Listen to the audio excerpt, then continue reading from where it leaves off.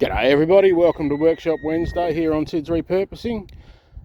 This week I'm behind the 8 ball a little bit. We've got a few things on. I've got a couple of appointments tomorrow that one of those things you have to do that causes a little bit of preparation before, which makes the day before pretty awful. But so I haven't really got on to making a video, and I want to get a video up for Workshop Wednesday, so I thought I'll just do a little update of what I've been up to for the last month or so, which has kept me busy.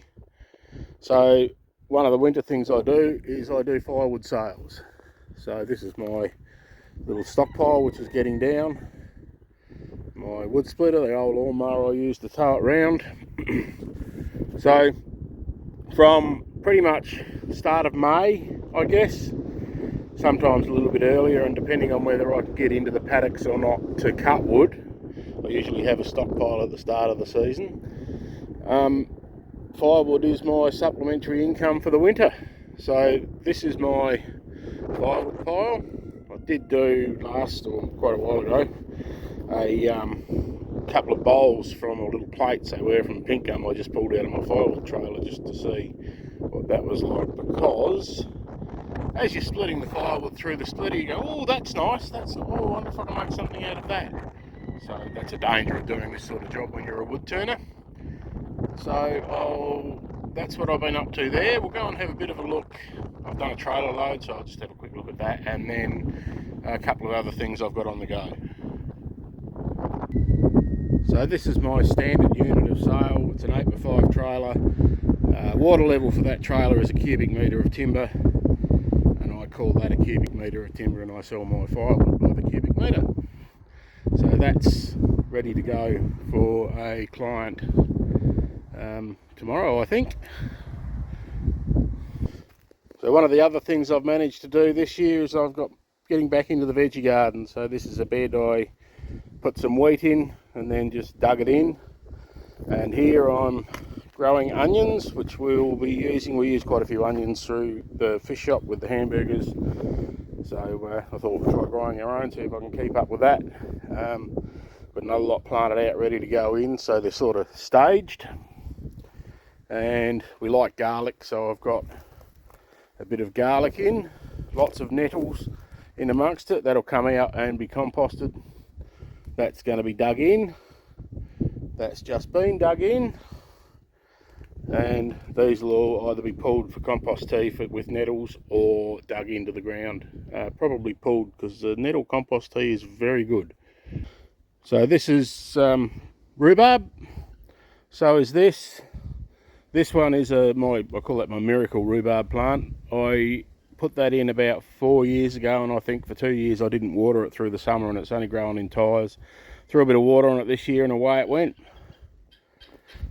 This one's almost ready for cabbages and collies. That'll be going in soon. Just got to tickle that over, turn all the little weeds in. In here we have some onions, we've got carrots, there's some turnips in amongst the nettles down through there, and beetroot, or I think the Americans call them beets. Little patch of radishes.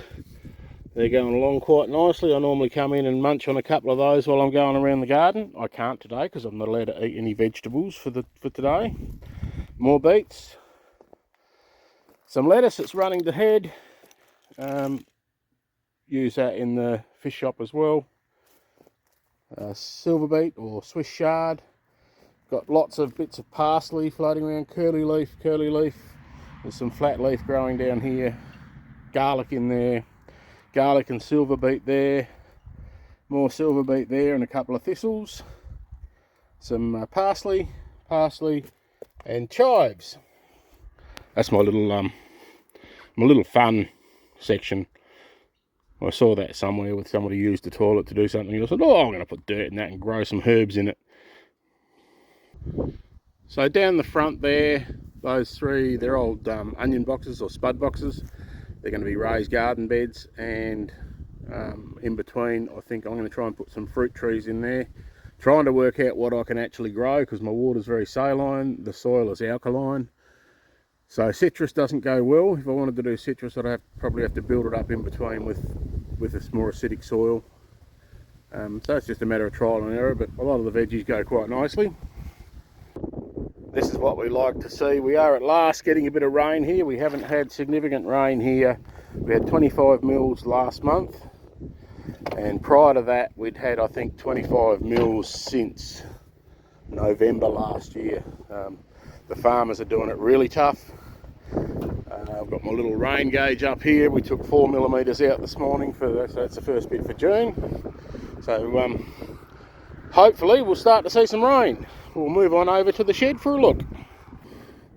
Okay, so I ran out of time to do a video, but so these, you'll see these pop up. It won't be done on a video because I'll try them first, but I've got these little salt and pepper shaker kits. So I'm going to do one of those out of this table leg. Couple of other little projects on the go there. Did a bit of just throwing around when I was in a hurry this morning, setting stuff up.